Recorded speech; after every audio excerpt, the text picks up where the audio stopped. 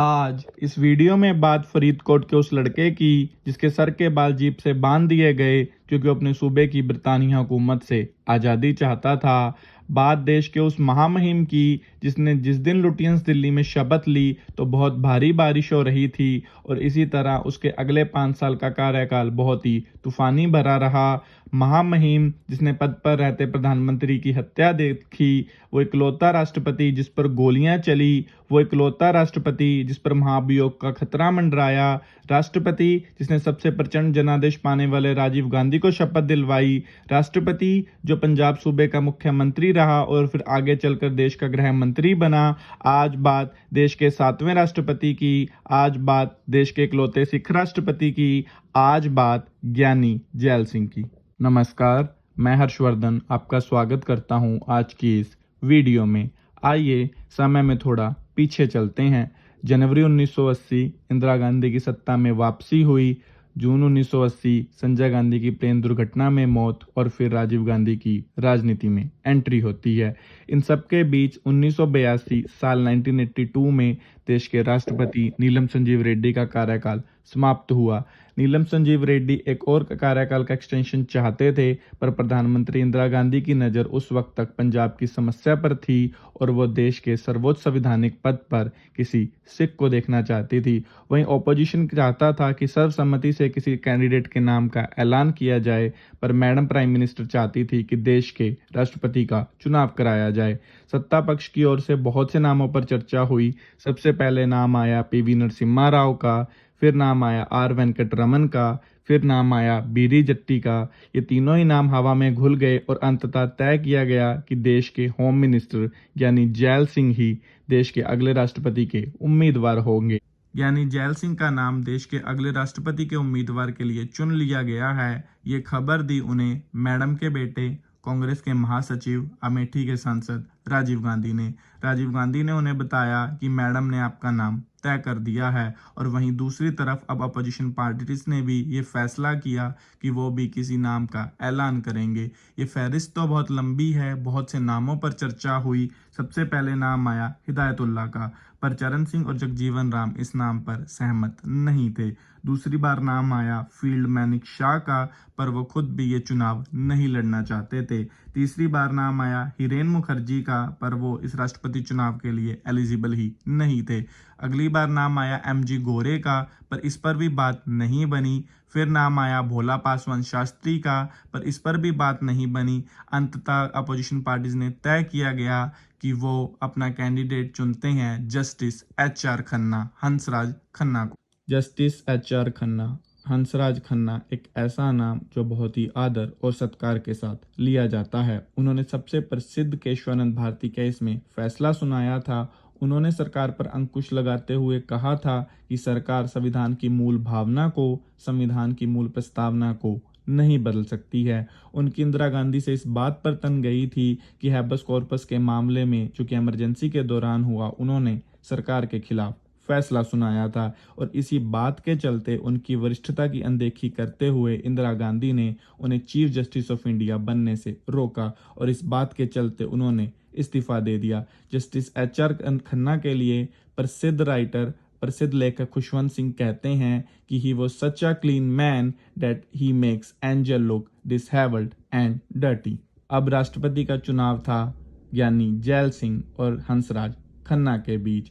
वोटों की गिनती का ऐलान किया गया, यानी जैल सिंह को 7,54,113 मूल्य के वोट प्राप्त हुए और वहीं हंसराज खन्ना को 2,82,685 मूल्य के वोट प्राप्त हुए और इसी तरह देश को अगला राष्ट्रपति मिला। नाम है ज्ञानी जैल सिंह।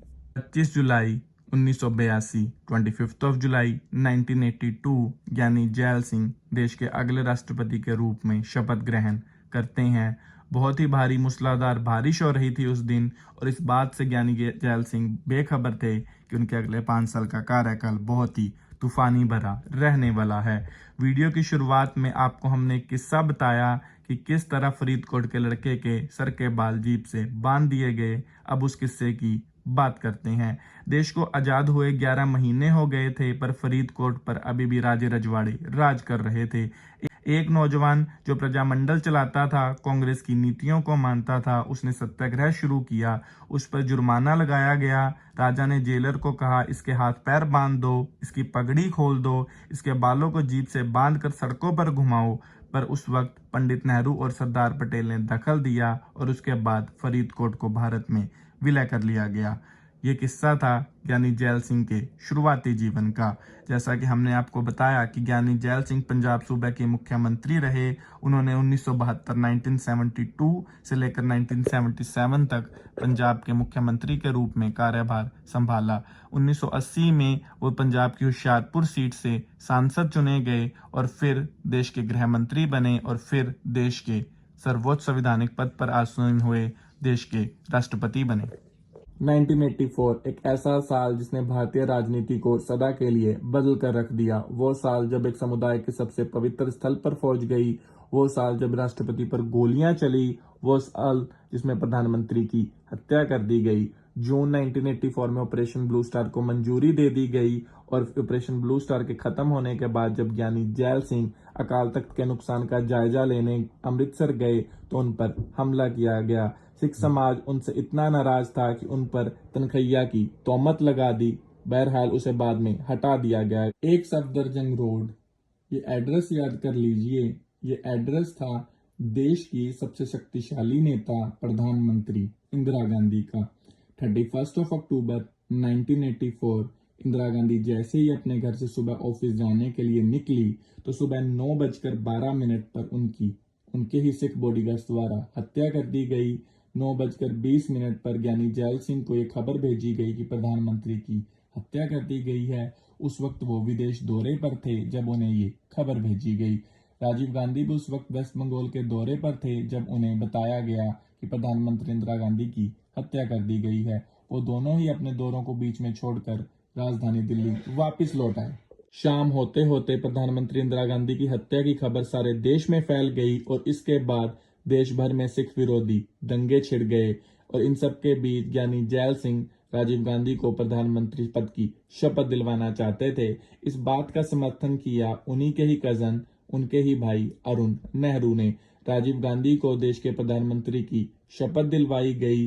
कुछ समय के बाद देश में लोकसभा चुनावों का ऐलान किया गया। ये आजाद भारत का इकलौता ऐसा मौका था जब कोई भी प्रधानमंत्री इतना प्रचंड जनादेश पाकर देश का प्रधानमंत्री बनता है। कांग्रेस सहानुभूति की लहर के चलते प्रचंड जनादेश पाकर लोकसभा में पहुंची। कांग्रेस का आंकड़ा 400 के पार गया। देश भर में कांग्रेस जीत कर आई और फिर इतना प्रचंड जनादेश पाकर देश को अब तक के सबसे युवा प्रधानमंत्री मिले। नाम था राजीव गांधी। राजीव गांधी के प्रधानमंत्री बनने के साथ ही उनके और राष्ट्रपति ज्ञानी जैल सिंह के रिश्तों में तल्खियां आना शुरू हो गई और बात इतनी बढ़ गई कि राजीव गांधी उन पर महाभियोग लाना चाहते थे और वही ज्ञानी जैल सिंह जो इंदिरा गांधी की हत्या के बाद राजीव गांधी को प्रधानमंत्री बनाते हैं, वही राजीव गांधी की सरकार को बर्खास्त करना चाहते हैं। इन दोनों के रिश्तों में तल्खियां और बढ़ गई एक बिल पर, जिस बिल का नाम था पोस्टल बिल। राजीव गांधी की सरकार ये बिल लाना चाहती थी कि सरकार पूरे देश भर में किसी की भी चिट्ठी खोलकर देख सकती है। राष्ट्रपति ज्ञानी जैल सिंह ने इसका विरोध किया।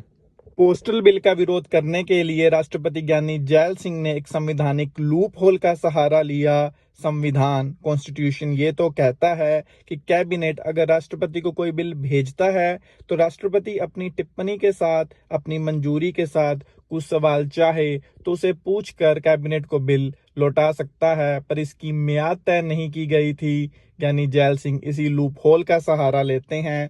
वो इस बात पर अड़ गए और उन्होंने इस पोस्टल बिल को पारित नहीं होने दिया और इन्हीं सब के बीच साल 1987 में राष्ट्रपति ज्ञानी जैल सिंह का कार्यकाल समाप्त हो गया और पोस्टल बिल पारित होने से रह गया। फिर राष्ट्रपति ज्ञानी जैल सिंह ये ऐलान करते हैं कि मैं दोबारा राष्ट्रपति नहीं बनना चाहता। वो रिटायर होना ही मुफीद समझते हैं। इस वीडियो को विराम देने से पहले एक किस्सा और सुनते जाइए। साल 1987 में जब जियाउल हक भारत के दौरे पर आए और उनकी मुलाकात राष्ट्रपति ज्ञानी जैल सिंह से हुई, तो उन्होंने जैल सिंह को तंज कसते हुए कहा कि ज्ञानी जी, अब मैं भी आपकी तरह कमजोर राष्ट्रपति हो गया हूं, हमारे यहाँ भी प्रधानमंत्री आ गया है। जैल सिंह ने इसके जवाब में, जनरल साहब, आपके यहाँ शासन करने की मियाद नहीं होती, हमारे यहाँ असली लोकतंत्र है। 5 बरस के बाद सबको कुर्सी छोड़नी पड़ती है और जनता के बीच जाना पड़ता है। आज इस वीडियो में हमने बात की देश के उस महामहिम की जो पंजाब सूबे का मुख्यमंत्री, फिर देश का गृह मंत्री और आगे चलकर देश के सर्वोच्च संवैधानिक पद पर आसीन हुआ। इसी क्रम में हम अगली वीडियो में बात करेंगे आर वेंकटरमन की, जिनके कार्यकाल के दौरान देश ने 3 प्रधानमंत्री देखे। तब तक के लिए स्वस्थ रहिए, मस्त रहिए, मुस्कुराते रहिए। धन्यवाद।